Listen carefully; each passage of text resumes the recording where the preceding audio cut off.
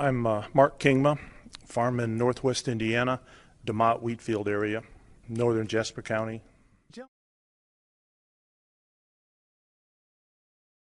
Started no-till farming 25, probably 30 years ago, and we've seen a gradual increase in our soil organic matter of about 1% every 10 years.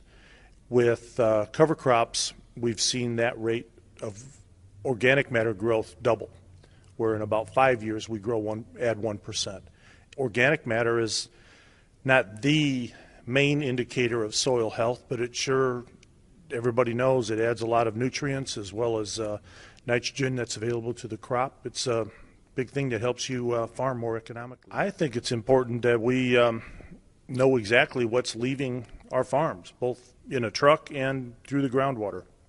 I'd like to be ahead of any regulations that may come our way, things that are forced on us. I'd rather be ahead of it and get it under control before they start telling us what we have to do. The very first year we did cover crops, I took cost sharing from Soil and Water, SWCD funds that were available. And I saw that there was a big benefit to growing cover crops just from soil drainage and that thing. Just even before we had results of from organic matter, I just decided that if it's going to work, I don't want to be taking a payment from the government to make it work. Plus, they're only paying for me, I forget if it was 40 or 50 acres. I need to put it on a couple of thousand acres. That's what our plan is for this year, to have it on a couple of thousand acres. About 80% of what we farm will be hit with a cover crop.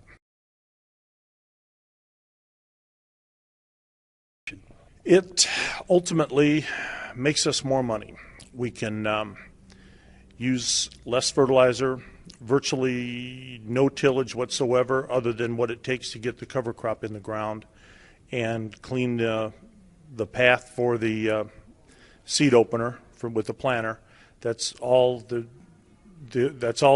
tillage, all the steel that hits the ground in our soil health. Just means that the water can percolate through the ground, both up and down. We can get rid of water. The roots can, when we have too much water, and when we're dry, the roots are able to go down further to get water. We've seen our cover crop roots 48 inches deep after a few years of cover crops, and then when those decay, we terminate the crop, they decay, the crop roots then follow those same tracks down to get nutrients. So it's just a win-win, and in the end, when everything is taken into account, I don't believe cover crops cost you anything. It was a new farm that we had started to farm, and we put 50 acres of a 240-acre farm we put into cover crops.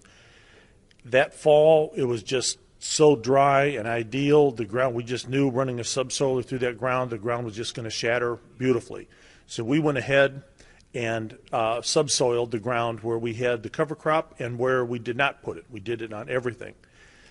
That next June, we had one of our 4 or 5 inch rains that we get periodically, and there was a lot of ponding on the areas where we only ran the ripper, and very little ponding where we had the cover crop and the ripper.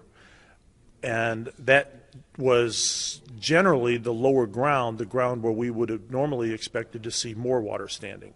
So just one season of it, and we were seeing a benefit. And that first year, we just used oats and radishes flown on into a standing crop. So it winter killed. It was really a simple process that first year, and we were sold on doing it. The plan is to make money and be able to nicely afford the cover crops and really benefit our soil, and in the end have the cover crops make me money.